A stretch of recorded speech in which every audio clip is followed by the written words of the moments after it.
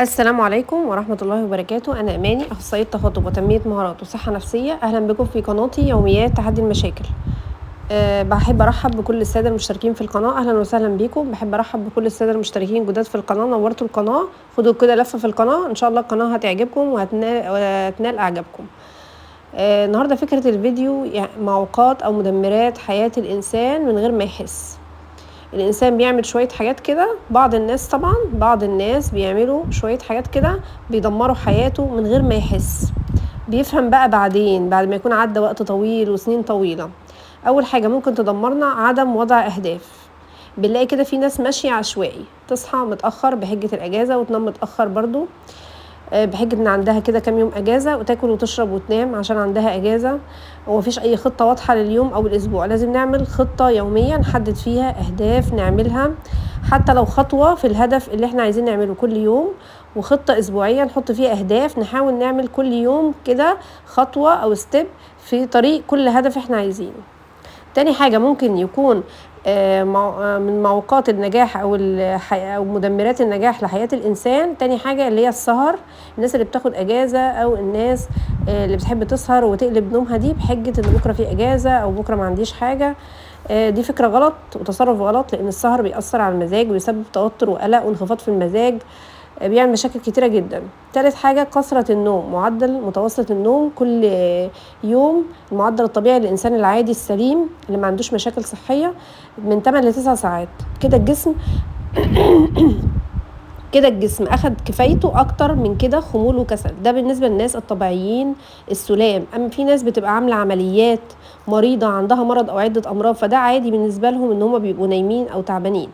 يبقى احنا بنتكلم على الناس السليمة أو الطبيعية من 8 ل 9 ساعات نوم، ده طبيعي وكويس. رقم 4 كثرة استخدام السوشيال ميديا. لما نحب كده ندخل على السوشيال ميديا لازم يكون في هدف ونحدد وقت معين.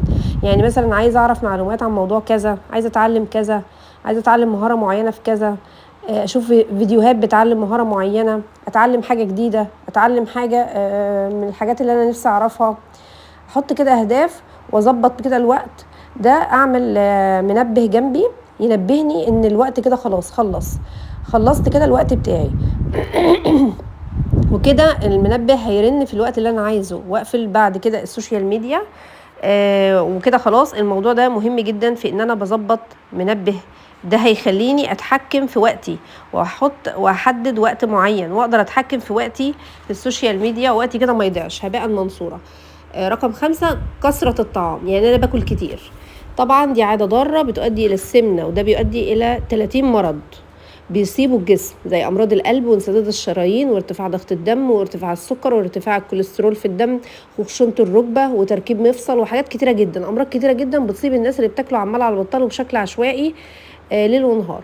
عادة الاكل دي اثناء مشاهدة التلفزيون او الالعاب الالكترونية او اثناء مشاهدة فيديوهات، ده هيخلينا ناكل كميات ضخمة جدا من الاكل. اما لو الاكل خضروات ده صحي جدا، اما السناكس ضار جدا بكميات كبيرة. رقم 6 كثرة التفكير في الماضي. بلاش نقضي وقت طويل في التفكير في الماضي وحاجة عدت وفاتت، طالما ملهاش أثار سلبية بعد 5 سنين مثلا، أو على حياتنا مثلا لها أثار سلبية على مستقبلنا. بلاش نفكر فيها ونطنش ونعدي الموقف. ممكن يبقى موقف هايف أو كلام هايف أو كلام تافه، يعني لو مشكلة هتأثر علينا ومش عارف أحلها أستشير مختص أو عالم في الدين، لأن كتر التفكير في الماضي بيؤدي إلى الاكتئاب. رقم 7 كثرة التفكير في المستقبل. ممكن نحط المستقبل ممكن نخطط للمستقبل، ولكن بدون الإفراط في التفكير لدرجة طول اليوم نفكر وما نعرفش حتى ننام. كتر التفكير في المستقبل بإفراط يؤدي إلى القلق، اللي هو بنسميه قلق المستقبل.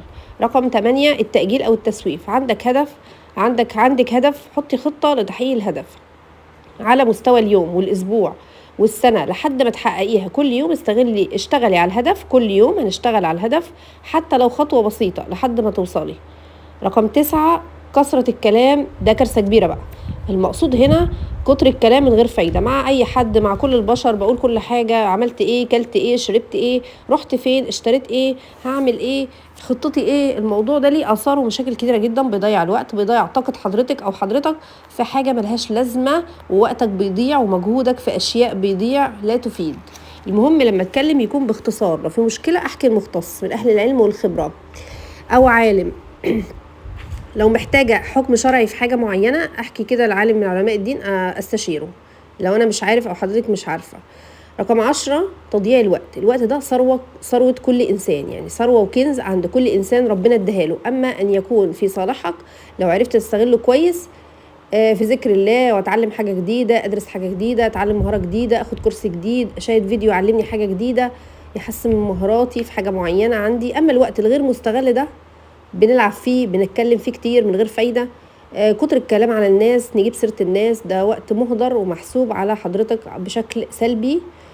فبلاش تضيعي الوقت في الكلام على حد او نقعد نعد النعم بتاعه الاخرين، ده عنده، ده اشترى، ده كال، ده جاب، ده موضوع سيء جدا. بلاش الحاجات دي، ملهاش لازمه، بتضيع وقتنا وطاقتنا من غير سبب ومن غير لازمه. طاقتك النفسيه وطاقه الكلام دي برضو من النعم الكبيره اللي ربنا اداها للانسان، فبلاش نستغلها في حاجات سيئه. يا ريت بقى لو عجبكم الفيديو اعملوا لايك للفيديو واشتراك في القناه وشير للفيديو عشان يوصل لكل الناس. والسلام عليكم ورحمه الله وبركاته.